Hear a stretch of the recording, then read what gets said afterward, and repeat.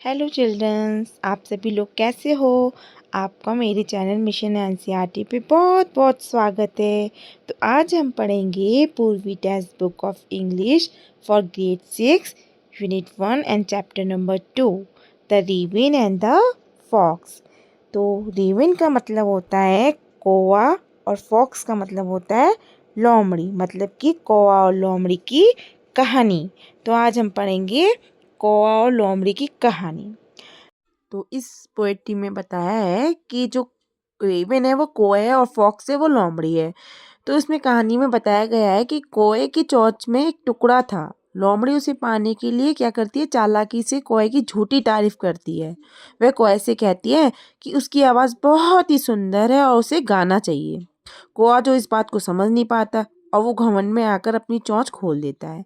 जैसे ही वे गाने की कोशिश करता है तो उसके मुंह का खाना नीचे गिर जाता है और लोमड़ी तुरंत उसे टुकड़े को उठा लेती है और हंसती है।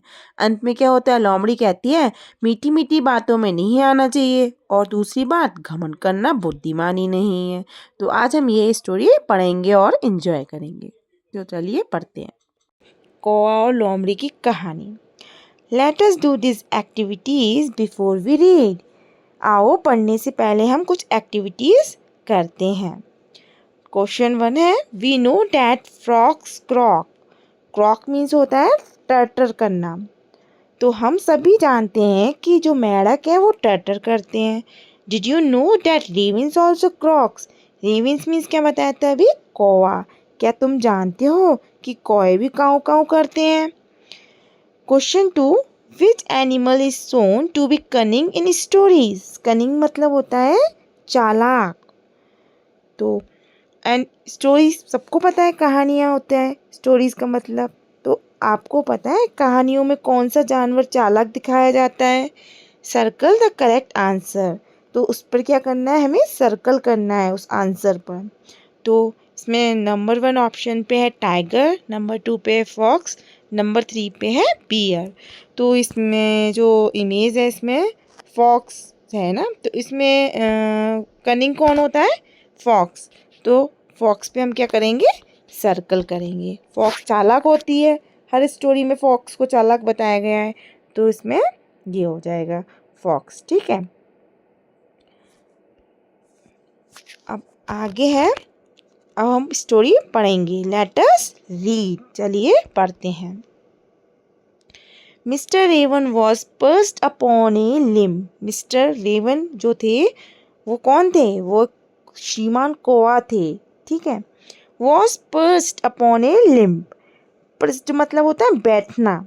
ठीक है, अपॉन ए लिम्ब, लिम्ब मतलब होता है डाली, पेड़ की शाखा। तो जो मिस्टर रेवन थे वो पेड़ की डाली पर बैठा था। And Reynard the fox looked up at him. और जो रेनॉड जो फॉक्स थी, लोमड़ी का नाम क्या था, Raynaud. Looked up, looked up मतलब ऊपर देखना, एट हिम किसकी तरफ, कौवे की तरफ। तो जो लोमड़ी थी रेनॉड, वो उसे ऊपर देख रही थी, उसने उसे ऊपर देखा। For the raven held in his great big beak. Held मतलब पकड़ा हुआ था, ग्रेट बिग मतलब होता है बहुत बड़ा, बीक मतलब होती है चोंच। कौवे की जो चोंच होती है उसको बोलते हैं बीक। क्योंकि कौवे ने क्या पकड़ी थी, अपनी बड़ी चोंच में पकड़ा हुआ था कुछ निवाला। A morsel the fox would go far to seek.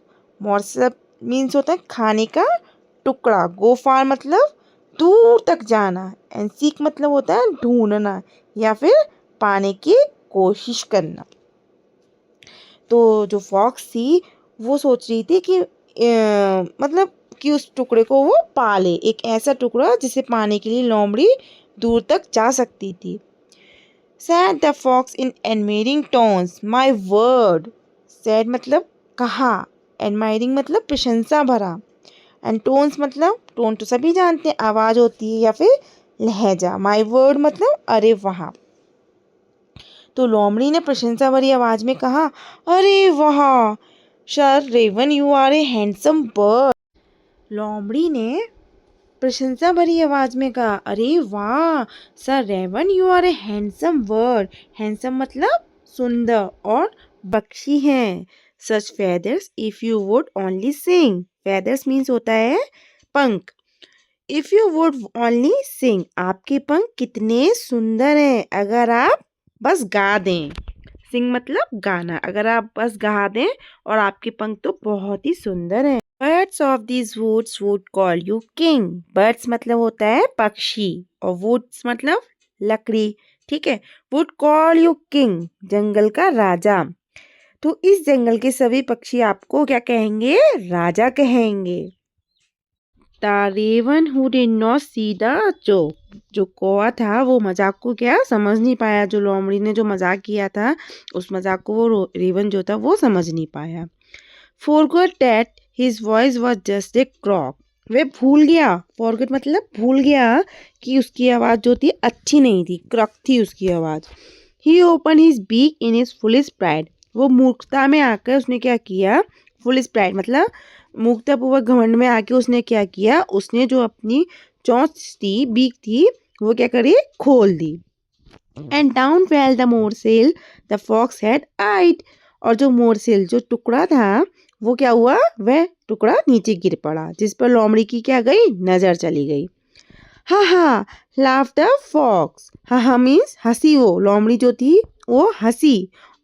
And now you know. अब वो हंसकर बोली अब तुम समझ गए हो. अब तुम क्या समझ गए हो? Ignore sweet words that make you glow. उन मीठी बातों को अनदेखा करो जो तुम्हें पसंद करती हैं. यानी कि उसने उससे बोला मीठी बातों पर भरोसा मत करो, अनदेखा करो.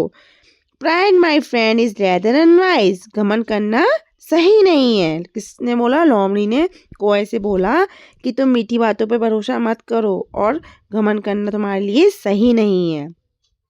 I'm sure this teaching is quite a surprise. फिर लोमड़ी उसको बोलती है मुझे विश्वास है कि जो सीख है तुम्हारे लिए एक सबक है. तुम ऐसा कभी नहीं करोगे और तुम इस चीज़ के लिए क्या रहोगे? और बहुत सरप्राइज रहोगे. तुम्हारे लिए ये बहुत एक आश्चर्यचकित बात है. ठीक है.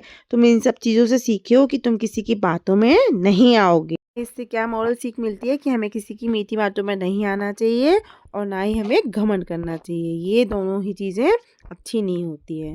तो इसके में चैप्टर जो 2 है इसके क्वेश्चन आंसर की मैं एक वीडियो बनाऊंगी. तो चलिए मैं चलती हूँ और मेरे चैनल को लाइक करिए, सब्सक्राइब करिए और ज़्यादा से ज़्यादा शेयर करिए. अगर आपको कुछ भी समझ में नहीं आता है तो प्लीज़ मुझे नीचे कमेंट बॉक्स में ज़रूर बताइएगा और मैं जल्दी ही आपके लिए चैप्टर 3 की वीडियो लेकर आऊँगी. Bye bye.